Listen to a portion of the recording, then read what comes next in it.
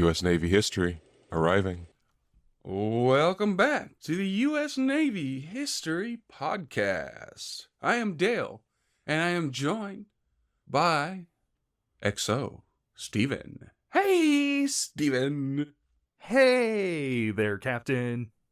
And everyone else. Matching energy. Yay! This feels weird. Yeah. Shall we go back to normal? Let's.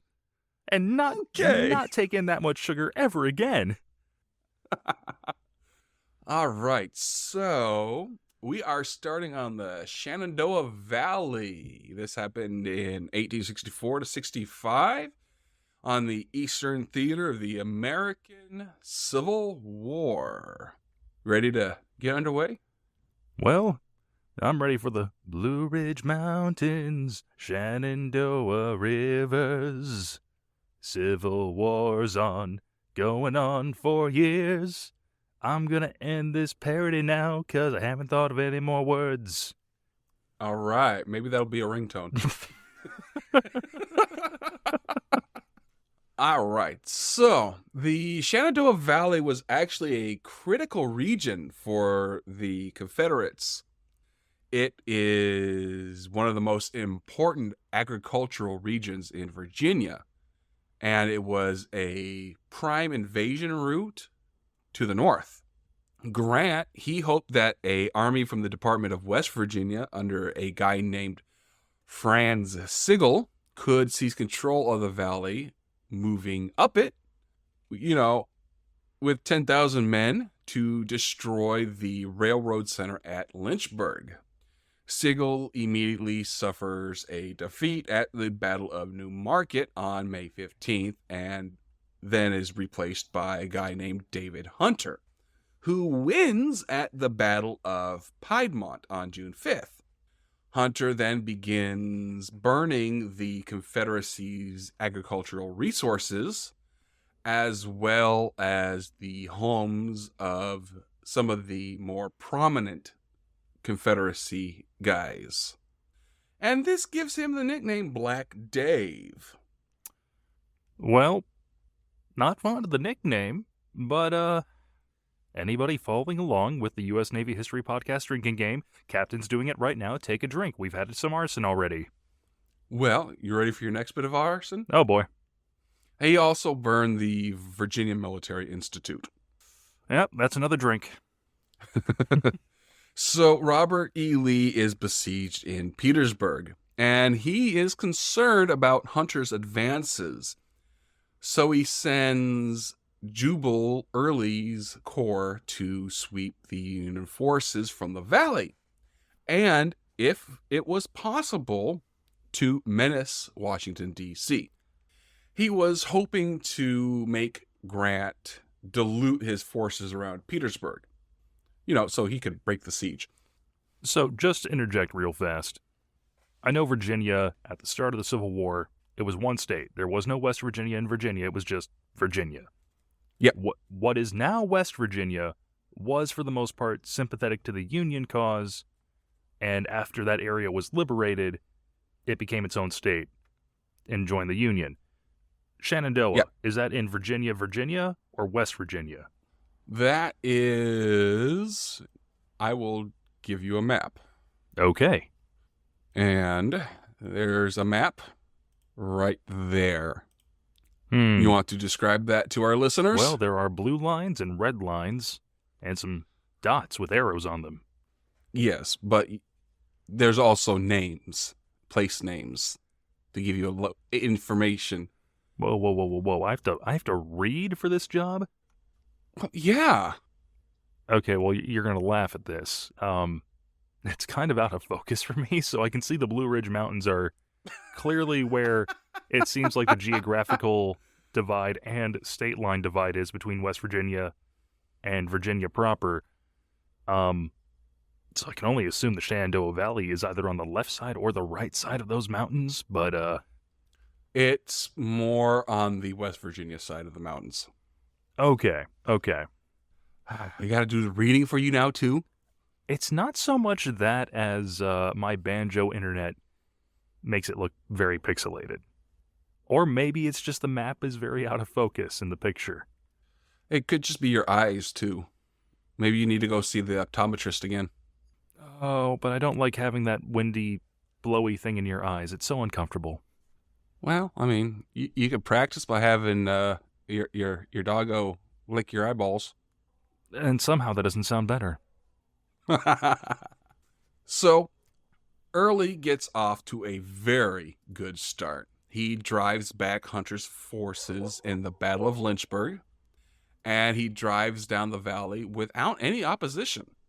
He goes around Harper's Ferry and crosses the Potomac River, advancing into Maryland. So Grant, he sends a force under Major General Horatio G. Wright and George Crook to reinforce Washington and to go after Early. Then comes the Battle of Monocacy on July 9th of 1864, and Early defeats a smaller force under a guy named Lew Wallace near Frederick, Maryland. But this battle also slows him down, which allows time for reinforcing the defenses of Washington. Early then attacks a fort on the northwest defensive perimeter of Washington, which was Fort Stevens, on July 11th through the 12th. And he's not successful, so he has to draw back to Virginia. He then, successfully fights a series of small battles in the valley throughout early August and prevents Wright's corps from returning to Grant at Petersburg. And you ready to drink? Yep. He also burns the city of Chambersburg, Pennsylvania. Oh, goodness. The entire city. Yeah, this is in retaliation against Hunter's actions in the valley. Well, I know we didn't start the fire. I see what you did there. Grant, he knows that Washington remains vulnerable because Early is still out there on the loose. So he goes and he finds himself a new aggressive commander. This was Major General Philip Sheridan. He was the cavalry commander of the Army of the Potomac. And he is given all the forces in the area, which is the Middle Military Division, which includes the Army of the Shenandoah. Sheridan, he starts slowly, mostly because of the impending presidential election that's coming up. So he was told he had to do a cautious approach. They wanted him to avoid any disaster that might affect the election to lead to a defeat of Lincoln. But after all that's done, in September, he starts moving much more aggressively. But election day isn't until November. Well, I mean, by that time, I think that his victory was assured. All right, I'll take it. Yeah. So he moves against Early in the third battle of Winchester on September 19th, and the Battle of Fisher's Hill on the 21st, the 22nd, and defeats Early. So Early is now pinned down, and the valley is open to the Union. So with the capture of Atlanta and Admiral David Farragut's victory at Mobile Bay, this doubly reassured Lincoln's election. So Sherman pulls back slowly down the valley and conducts a scorched earth campaign that, ended when Sherman gets to the sea in November. Now, the goal of the scorched earth campaign, other than, just burning stuff and making us drink, it denied the Confederacy the ability to feed its armies in Virginia. So Sheridan burned crops, barns, mills, and factories. An army can't fight on an empty stomach. That's true. The campaign finished at the Battle of Cedar Creek in October 19th of 1864. This was a surprise attack at dawn. Early routs 2/3 of the Union Army. But because of the Scorched Earth campaign, his men were hungry and exhausted. And so a lot of his men fell out of ranks and started pillaging the Union camp, which gave Sheridan time to rally his troops and decisively defeat Early. In the late fall, Sheridan sends his infantry to assist Grant at Petersburg, with his cavalry arriving in the spring. The men that Early had left rejoins Lee at Petersburg in December, while Early keeps a skeleton force until, his inevitable relief in March, after he was once again defeated at the Battle of Waynesboro in Virginia. So we're going to move on to the Appomattox, 1865. So in January of 1865, Robert E. Lee becomes the general-in-chief of all the Confederate armies. But of course, this was way too late to help.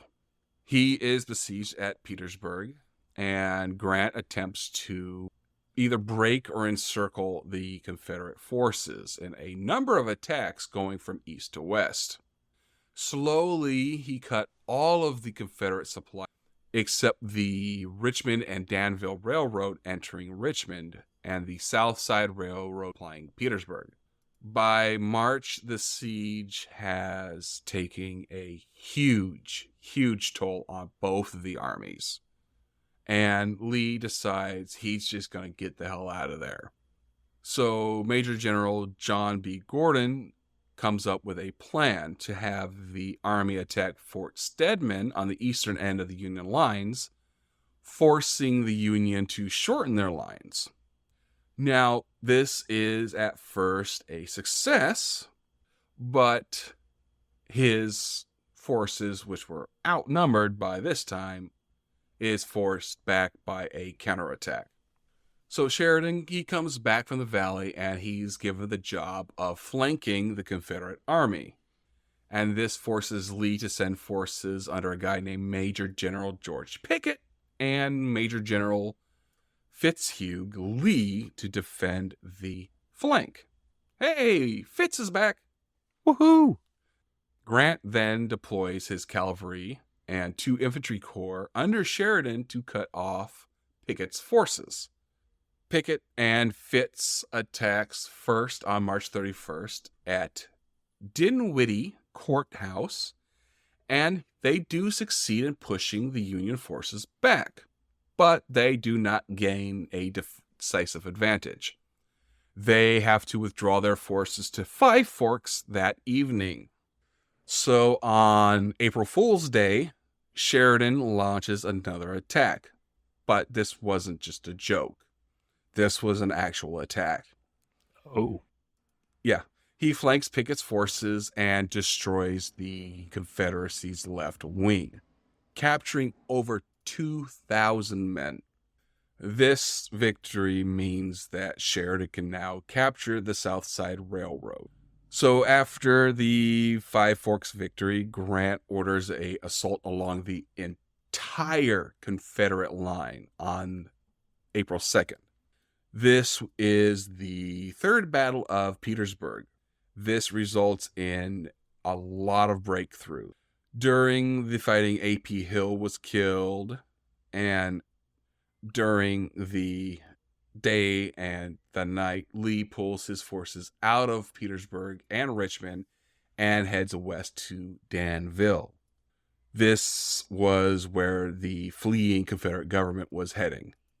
And then he turns south to meet up with General Joseph E. Johnston in North Carolina. The city of Richmond, which was the capital of the Confederacy, surrenders the next morning. At this point, it becomes a race between Lee and Sheridan. Lee tries to get supplies for his army, and Sheridan attempts to cut him off. At Sailor's Creek on April 6th, nearly a quarter of the Confederate army, which is about 8,000 men, was cut off and forced to surrender. Many of the Confederate supply trains are also captured. Grant writes to Lee suggesting that surrender was really his last course of action. But Lee, being stubborn, keeps attempting to outmarch the Union forces. Lee's final attack at Appomattox on the morning of April 9th, he sends John B. Gordon to attempt to break the Union lines and reach the supplies that were in Lynchburg. They do push back Sheridan's cavalry for a time, but when the cavalry breaks off, they find themselves in front of the full Union 5 Corps. They are now surrounded on 3 sides, and Lee is forced to surrender to Grant at the Appomattox courthouse. Yeah, and then the formal surrender ceremony takes place 2 days later. There are a few more minor battles and surrenders of Confederate armies, but Lee's surrender on April 9th pretty much marked the end of the Civil War. Lee rejected advice from his staff. His staff wanted his army to melt away into the countryside to continue the war as guerrillas. But Lee was like, no, the war's over. We need to start healing. We lost. We gave it the college try. We got our asses kicked. Now we need to focus on rebuilding and repairing. Right. The battles are just army for this, so that is where we're going to leave that. But guess what? What? We are finally done in the East. Does that mean we're heading south? That means we are heading west. We're going to the Western Theater of the American Civil War. I mean, that only makes sense, going from east to west. It certainly does. It certainly does. Alrighty. So, let's get into the West, shall we? So, we're going to jump into the early operations. This is June 1861 to January of 1862. So in the West, the focus early in the war was on 2 critical states, Missouri and Kentucky. The loss of either one would have been a crippling blow to the Union, mostly because of the successes of Captain Nathan Lynn and his victory at Boonville in June. Missouri stayed in the Union. The state of Kentucky had a pro-Confederate governor and a pro-Union legislator, so they were like right down the middle. So they declare neutrality between both sides. This was violated on September 3rd when a Confederate general, Major General Leonidas Polk, occupies Columbus. His name was Leonidas. Yes. Did he only have 300 soldiers? I doubt that. Now, Columbus was considered key to controlling the lower Mississippi, so 2 days later, Brigadier General Ulysses S. Grant, displaying, the initiative that would characterize his career later, he seized Paducah. So that means that neither one of them are going to respect the neutrality of the state. Most of the state government will remain loyal to the Union. So the pro-Confederate parts of the legislature, they organize a separate government in Russellville and is admitted into the Confederate States. This was considered a victory for the Union because Kentucky never formally sided with the Confederacy. And also, if the Union had been prevented from maneuvering within Kentucky, the campaigns in Tennessee would have been much more difficult. So on the Confederate side, a guy named General Albert Sidney Johnston, he commanded all of the forces from Arkansas to the Cumberland Gap. And he was faced with the problem of defending a very broad front with a very inferior force. But he did have excellent communication systems. which allowed him to move his troops quickly to where they were needed. And under him, he had two very able guys named Polk and William J. Hardee. Johnson also had political support from secessionists in central and western counties Kentucky through a new Confederate capital at Bowling Green. This was set up by the Russellville Convention. This government was recognized by the Confederate government and admitted Kentucky into the Confederacy in December of 1861. Using the rail system resources of the Mobile and Ohio Railroad, Polk was able to quickly fortify and equip the Confederate base at Columbus. In the West, the Union military suffered from a lack of unified command. It was organized into three separate departments: the Department of Kansas under Major General David Hunter, the Department of Missouri under Major General Henry W. Halleck, and the Department of Ohio under Brigadier General Don Buell. So, I mean, now you got three guys saying I'm in charge, and they're going to start bickering and arguing over resources, and that's just going to make stuff a lot difficult. Yeah, a lot more difficult. That never goes poorly at all. Yeah. And, this was quite apparent in January, because there was no strategy for the operations in the Western Theater that were agreed upon. They kept bickering and fighting. Buell, he was under political pressure to invade and hold pro-Union East Tennessee. He started moving slowly in the direction of Nashville, but achieved nothing more than minor victories in Middle Creek. Now, Mill Spring was a significant victory in a strategic sense because this broke the end of the Confederate Western defensive line, and it opened the Cumberland Gap to East Tennessee. But, this got him no closer to Nashville. So in Halleck's area, Grant went up the Tennessee River by attacking the Confederate camp near Belmont to divert attention from Buell, but it did not happen. Instead, Grant kept asking to move against Fort Henry in Tennessee, and Halleck was like, okay, you know what, fine, just do it, because I don't want to hear you anymore. Stop asking, just go do it. So that's going to move us to the Tennessee, Cumberland, and Mississippi rivers. Speaking of rivers, so Grant moves very quickly. He brings his troops up the Tennessee River towards Fort Henry on river transports on February 2nd, and his operations in the campaign were actually very, very well coordinated with the United States Navy flag officer Andrew H. Foote. The fort was not well placed on a floodplain, which means it was virtually indefensible against gunboats, and many of its guns are also underwater. Whoops. Because of the previous neutrality of Kentucky, the Confederacy was not able to build river defenses at, more strategic locations inside the state.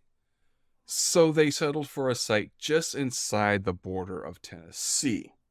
So Brigadier General Lloyd Tillman, he withdraws almost all of his garrison on February 5th, moving them across 11 miles to the east to Fort Donelson. So this leaves a skeleton crew manning the cannons. So Tillman fights an artillery duel with the Union squadron for nearly 3 hours before he figures out that further resistance was futile. So this opens up the Tennessee River for future Union operations into the South.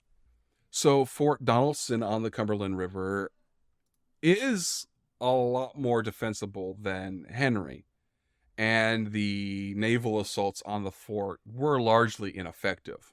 Grant's army marches cross-country in pursuit of Tillman and attempts immediate assaults on the fort from the rear, but they're not successful. And on February 15th, the Confederate forces under Brigadier General John B. Floyd, they tried to escape and launch a surprise assault against the Union right flank. This was under Brigadier General McClernand. Now, his division was driven back, but it does not create the opening they wanted or needed to be able to slip away. And Grant, he recovers from this reversal quickly and assaults the Confederate right, which is now weakened. So now they are trapped in the fort and the town of Dover. So Brigadier General Simon B. Buckner surrenders his 11,500 men command and all of their guns and supplies that Grant really, really needed. So the victories at Henry and Donelson were the first significant victories for the Union in the war. And the two major rivers become available for invasions into Tennessee. Well, it certainly took them a while, but well done. Yeah. Johnson's forward defense is now broken, and Polk's position at Columbus is now untenable. And he withdraws after Donelson falls. Grant also cuts the Memphis and Ohio Railroad. This had previously let the Confederacy move their forces laterally in support of each other. General Beauregard arrives from the east to report to Johnson in February, and he commands all Confederate forces between the Mississippi and Tennessee rivers. Beauregard plans to concentrate his forces in the vicinity of Corinth, Mississippi, and prepare for an offensive. Johnson moves his forces to concentrate with Beauregard's by the late March. Now, Halleck's preparations for the Union campaign does not go very good. He seemed more concerned with his standing in relation to the General-in-Chief George McClellan than he did with understanding how the Confederate army was divided and could be defeated. He was making it personal. He was trying to make himself look good in the eyes of his boss more than planning and figuring out the best way to defeat the Confederate army. So, Buell, who is now in Nashville on a joint course of action, he sends Grant up the Tennessee River while he stays in Nashville. On March 11th, Lincoln, he tells Halleck that he is now commander of all forces for the Mississippi River to Knoxville, which this brings the unity of command that they needed from the beginning. So Halleck, now in charge, he tells Buell to join Grant's forces at Pittsburgh Landing on the Tennessee River. And on April 6th, the combined Confederate forces, they surprised Grant's Army of West Tennessee with a massive assault at Pittsburgh Landing. This is the Battle of Shiloh. On the first day of the battle, the Confederate attack drove Grant back against the Tennessee River, but they could not defeat him. Johnston becomes mortally wounded as he led an infantry charge. He was considered by Davis to be the most effective general in the Confederacy at that time. The next day, Grant receives reinforcements from Buell and launches a counterattack and drives the Confederacy back. But, just like in the East, Grant fails to pursue the enemy, and he gets a lot of criticism for this. Yeah. And, of course, for all of the casualties he sustained. Almost 24,000. Oh my, that's not chump change. Yeah. This was more than all previous American battles combined. This was the highest cost so far. So the Union control of the Mississippi River got better and better. And on April 7th, while the Confederates were retreating from Shiloh, Union Major General John Pope takes out Beauregard and his force at Island Number 10, which opened the river almost as far south as Memphis. On May 18th, Admiral David Farragut captures New Orleans, which is, the South's most significant seaport. Yeah, that was pretty important to them. Yeah. Major General Benjamin Butler occupies the city with a very, very strong military government. But, when you bring in a military government, the civilian population is not happy. So Beauregard had very, very little strength available to oppose the southward movement by Halleck. And he showed no drive to take advantage of the situation. So he waited until he assembled a large army. Mm-hmm. He combined the forces of Wells' Army of Ohio and Grant's Army of West Tennessee and Pope's Army of Corinth. This took 4 weeks to cover 20 miles, stopping nightly to entrench. So it took that long just because they were being so cautious. Yeah. But by May 3rd, he was within 10 miles of the city, but took 3 more weeks to get 8 miles closer. And by this time, Halleck is ready to start a massive bombardment of the Confederate defenses. Beauregard sees all this and was like, if I make a stand here, this is going to cost us very dearly. So you know what? We're going to just get the heck out of here. And they leave on the night of May 29th. So because of Halleck reorganizing the army, Grant became the second in command, which was pretty much a powerless position. And Halleck reshuffles all the divisions from the 3 armies into 3 wings. Now, when Halleck moves east to replace McClellan as general-in-chief, remember that guy? I do. Grant is able to resume his field command, which is now named the District of West Tennessee.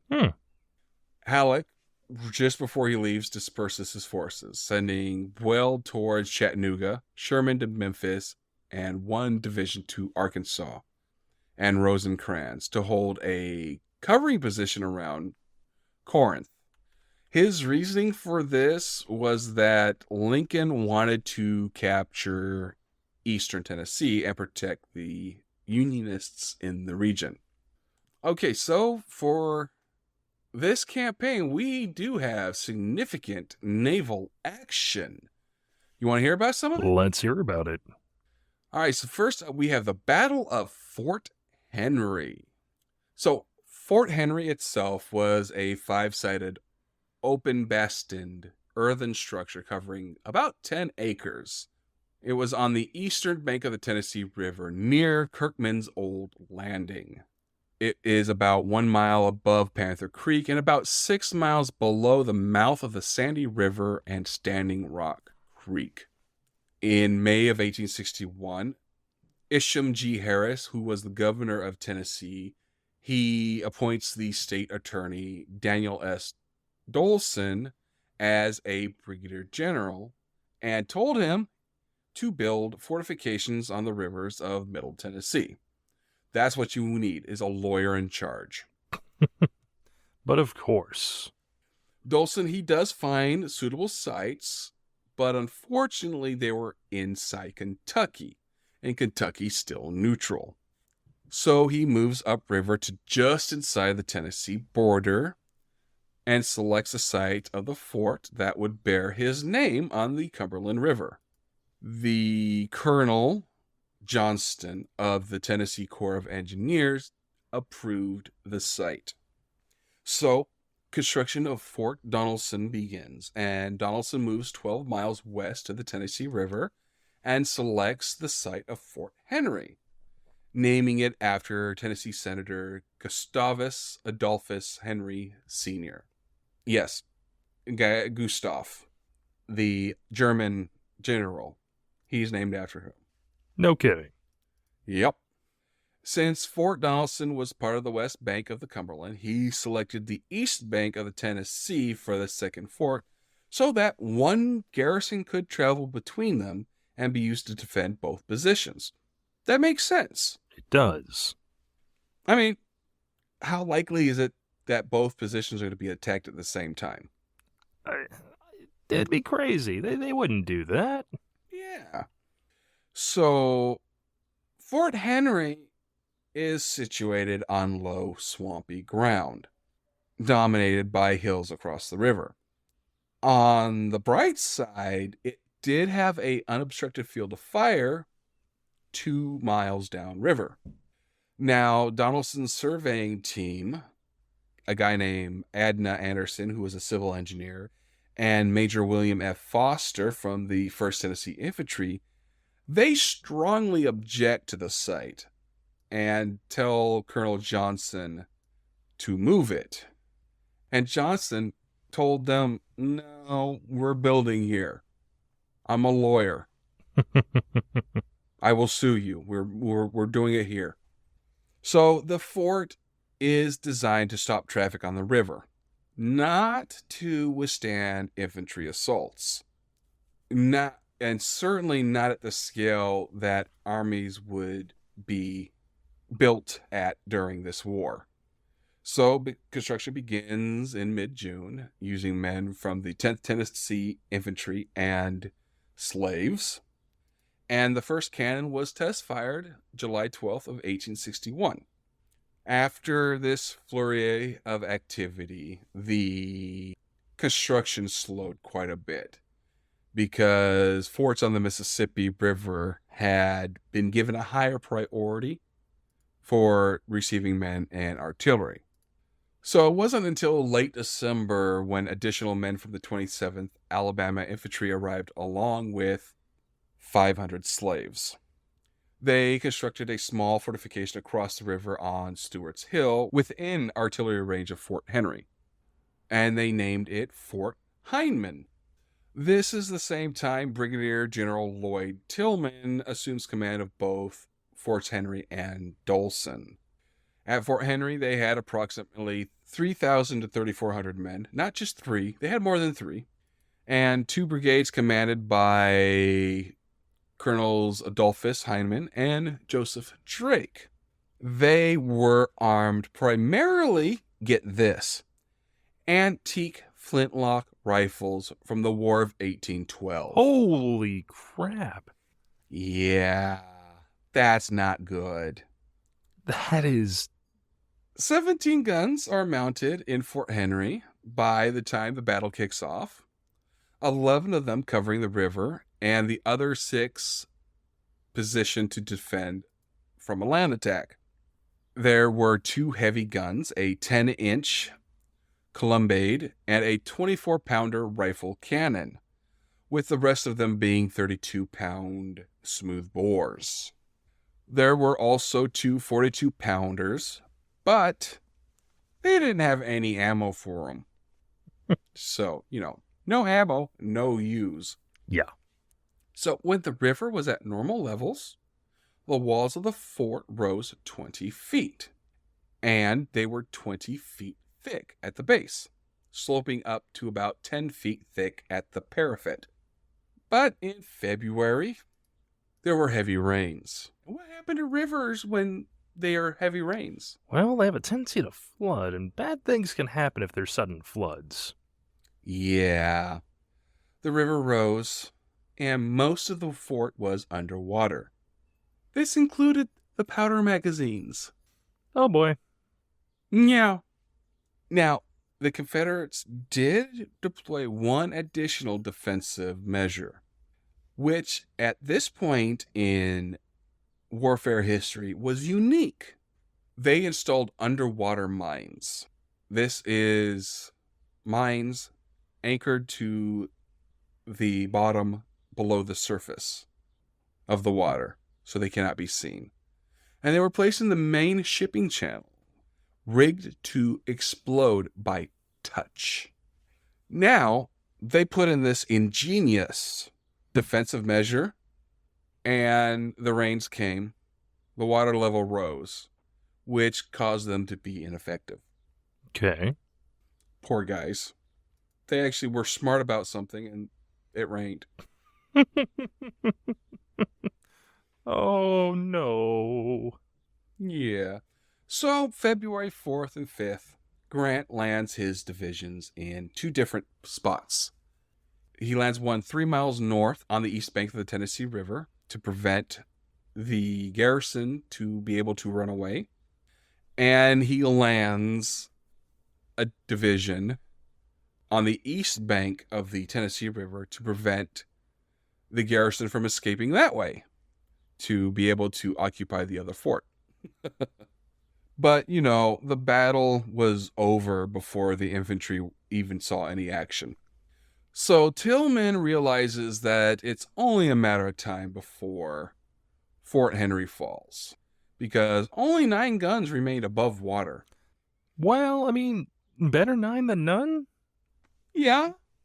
So he leaves artillery and men in the fort to hold off the Union fleet. He takes the rest of his forces out of the area and sends them off to Fort Donelson, 12 miles away. And then Fort Hyman was abandoned on January 4th. And pretty much everybody except for a handful of men to man the cannons left Fort Henry on the 5th. The gunboats began bombarding the fort on the 6th. And this was actually the first engagement for the Western Flotilla, using the newly designed and very quickly constructed ironclad. He deploys the 4 ironclads he has in a line abreast, and this was followed by 3 wooden ships, which he held back for long-range bombardment, which also made them less effective, but it protected them against return fire. It was pretty much because of the low elevation of Fort Henry's guns that allowed the fleet to escape serious injury. The Confederate fire was able to hit the ships only where their armor was the strongest. One ship was seriously damaged and had a high casualty count when a 32-pound shot by chance penetrated the USS Essex and hit her middle boiler. Ooh. Yeah, it sent steam pretty much through half of the ship. And, this is very hot stuff. Yeah. Yeah, 32 men are killed or wounded, which included the commander, William D. Porter. And this put his ship out of action for the rest of the campaign. The battle lasted about 75 minutes. Didn't last very long at all. Tillman surrenders to the fleet, which was about 400 yards away from the fort. A small boat from the fleet was able to sail directly into the fort and pick up Tillman for the surrender ceremony on board the Cincinnati. This was a pretty good indication of how much flooding there was. 12 officers and 82 men surrendered, and the other casualties are estimated to be 15 dead and 20 wounded. The guys that evacuated pretty much left all of their artillery and equipment behind. Tillman is imprisoned, but he is exchanged on August 15th. Tillman writes in his report that Fort Henry was in a, quote, wretched military position. The history of military engineer records no parallel to this case. So they're more or less saying, what idiot put it there? I want him drawn and quartered. It was him. He put it there, remember? I will find someone else to blame for this blunder. Grant sends a dispatch to Halleck saying, quote, "Fort Henry is ours. I shall take and destroy Fort Donelson on the 8th and return to Fort Henry." And Halleck then tells Washington, quote, "Fort Henry is ours. The flag is reestablished on the soil of Tennessee. It will never be removed." Now, a funny antidote, if Grant had been cautious, like a lot of the other generals in the Army, Like pick a U.S. Army general. McClellan. Yeah, he's the easy one to choose. But if he had been more cautious and delayed his departure by 2 days, the battle never would have happened. Guys, where'd they go? They were right here. Well, on February 8th, Fort Henry was completely underwater. So the North treated Fort Henry as a glorious victory, which, I mean, it's a victory. Glorious? Yeah. But it's a victory. Yeah. On February 7th, the gunboats Cincinnati, St. Louis, and Essex returned to Cairo with their whistles blowing and flying Confederate flags upside down. Ha! And the Chicago Tribune wrote that the battle was, quote, "one of the most complete and signal victories in the annals of the world's warfare." That's pushing it a little bit, but you know what? Wartime propaganda to keep everybody's spirits up. You do what you got to do. They can have it. Just give it to them. I mean, this was also very early in the war. I'll give it to him. Begrudgingly, but I will. Okay. So that was the Battle of Fort Henry. How you feeling about that? I'm feeling like suddenly the Army needs life preservers. They did in this case. They really did. They had to get out of there before they had to learn how to swim. And we can't have the Army out swimming the Navy, even if it is the 1800s. Yeah. All right, so we're going to call that Finn for today. We have more battles to cover next time. We got 5 more battles. But looking at the time, we are out of time. So we are going to honor one of our fallen angels with the help of HeroCards.us. So today we are going to honor Pharmacist's Mate Second Class Vito Thomas Accardi. He was stationed on the USS Eversole DE-404. He received the Navy Marine Corps Medal and the Purple Heart. His date of sacrifice was October 29th, 1944, killed in action in the Leyte Gulf off Samar Island, Philippine Sea. We actually don't know his age. So Vito Thomas Accardi is from Brooklyn, New York, and he served as a pharmacist mate second class aboard the USS Eversole DE-404 in the Pacific Theater of World War II. He took part in the battle for Leyte Gulf in the Philippine Sea, which was the largest Navy battle of the war, involving more than 200,000 naval personnel. This was also the first time the American forces would witness organized Japanese aircraft kamikaze attacks. Author Wilford P. Deek, in the December 1966 issue of American Heritage, wrote, quote, "The overall battle for Leyte Gulf, spread across a total area twice the size of Texas, was the greatest sea fighting in history. Every element of naval warfare, from submarine to aircraft, was involved. And when it was over, the Imperial Japanese Navy had ceased to exist as a fighting unit. The United States and her allies had undisputed control of the Pacific Ocean. So during the battle on October 29th, 1944, 2 torpedoes fired from the Japanese submarine I-45, commanded by..." Going to the XO with this one. All right. Kawashima Mamoru. "Punched into the side of the USS Eversole. Eversole's Lieutenant Commander George E. Merricks gave the order to abandon ship. As the Eversole quickly sank and the surviving crew dropped into the Philippine Sea, Accardi hurried to rescue crew members trapped in a damaged compartment. Quote, We had some casualties from the torpedo hits, and the heroic efforts of the able men made to get the wounded to safety were magnificent, said Lieutenant Commander Merricks.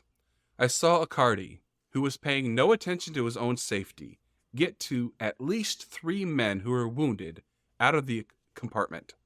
Petty Officer Accardi went down with the ship.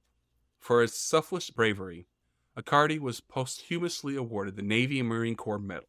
His citation reads, "The President of the United States of America takes pride in presenting the Navy and Marine Corps Medal posthumously to Pharmacist's Mate, 2nd Class, Vito Thomas Accardi.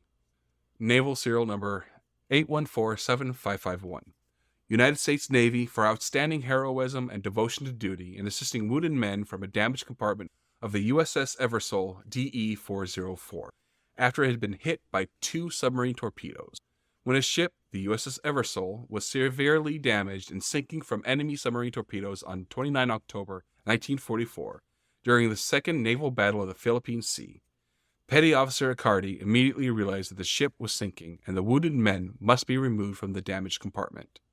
Although suffering from shock and despite the immediate sinking of the ship, Petty Officer Accardi carried wounded men out of the compartment until he himself was trapped and went down with the ship.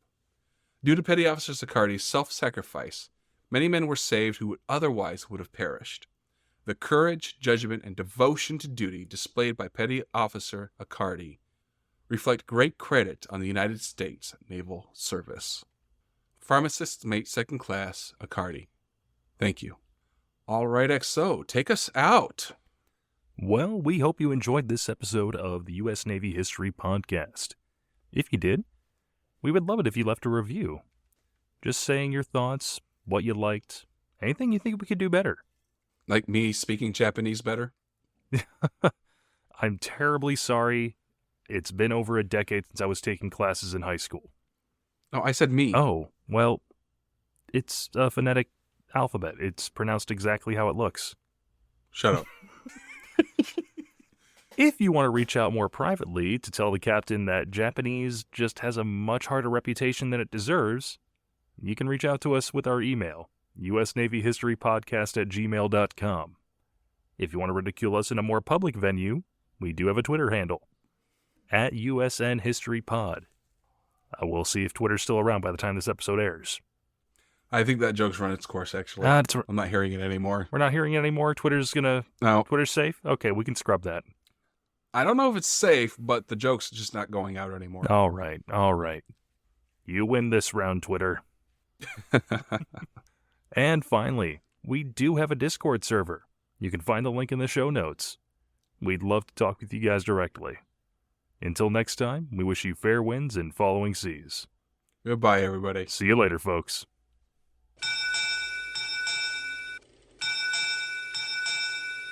U.S. Naval History Podcast. Departing.